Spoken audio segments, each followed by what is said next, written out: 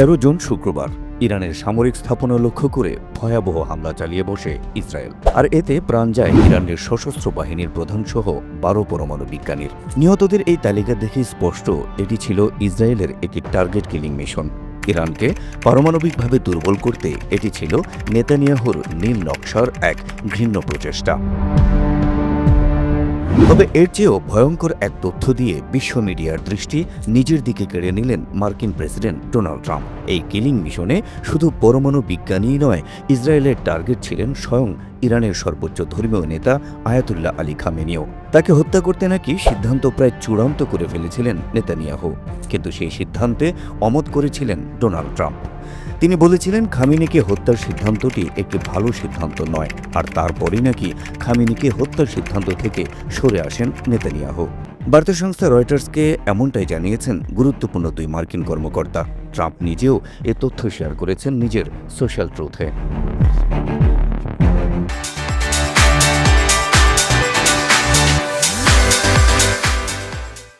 খামেনিকে হত্যার বিষয়ে মার্কিন প্রেসিডেন্টের সঙ্গে যে কথাবার্তা হয়েছে সেটার প্রমাণ অবশ্য পাওয়া যায় নেতানিয়াহুর কিছু বক্তব্যের মধ্য দিয়েও। রোববার ফক্স নিউজকে দেয়া এক সাক্ষাৎকারে ইসরায়েলের প্রধানমন্ত্রী জানান, যুক্তরাষ্ট্রের প্রেসিডেন্ট ডোনাল্ড ট্রাম্পের সঙ্গে পুরোপুরি সমন্বয় করেই তিনি কাজ করছেন। তার মানে এটা স্পষ্ট যে ইরানে হামলা থেকে শুরু করে সব বিষয়েই অবগত আছেন মার্কিন অধিপতি। আয়াতুল্লাহ খামেনিকে হত্যার পরিকল্পনার বিষয়টিও এর বাইরে নয়।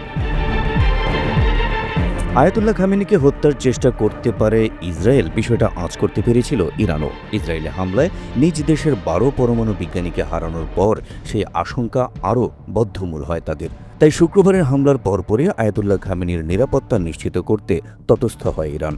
সপরিবারে খামেনিকে সরিয়ে নেওয়া হয় রাজধানী তেহরানের উত্তর পূর্বাঞ্চলীয় লাভিজান এলাকায় অবস্থিত একটি ভূগর্ভস্থ সুরক্ষিত বাংকারে।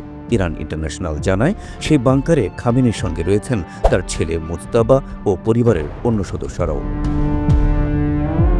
প্রশ্ন হচ্ছে, আয়াতুল্লাহ খামেনিকে হত্যার পরিকল্পনার কথা ট্রাম্প জানতেন এবং তার ভেটোতেই সেই সিদ্ধান্ত থেকে সরে গেছে ইসরায়েল। এই বিষয়টি এই মুহূর্তে কেন ফাঁস করলেন ট্রাম্প?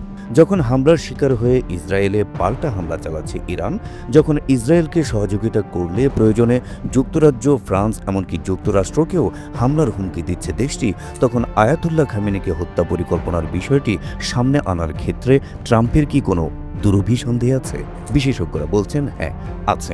মূলত এর মাধ্যমে ইরানকে একটি কড়া বার্তা দিতে চেয়েছেন ট্রাম্প, আর সেটি হলো ইউরেনিয়াম সমৃদ্ধকরণ থেকে সরে এসে সমঝোতার পথে না এলে যে কোনো সময় হত্যার শিকার হতে পারেন আয়াতুল্লাহ খামেনি, আর সেটি নির্ভর করছে ট্রাম্পেরই সবুজ সংকেতের উপর।